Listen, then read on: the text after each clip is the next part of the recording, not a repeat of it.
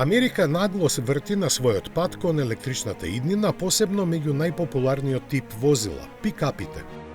Форд и Рам веќе ги преиспитаа своите планови и се откажаа од електричните модели, а на пат тоа да го стори е и General Motors. Бројките се неумоливи, слабата продажба ги прави нивниот развој и производство неисплатливи. Во првите 9 месеци од 2025 година, Форд успеа да продаде само 23.000 примероци од F-150 Lightning, што е капка во морето во вкупниот пласман од 620.000 возила од F-серијата.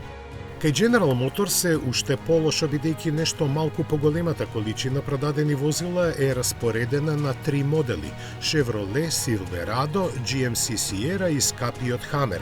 Официјално не постојат планови за преобликување на понудата, но во компанијата добро знаат дека нема да можат долго да се премислуваат.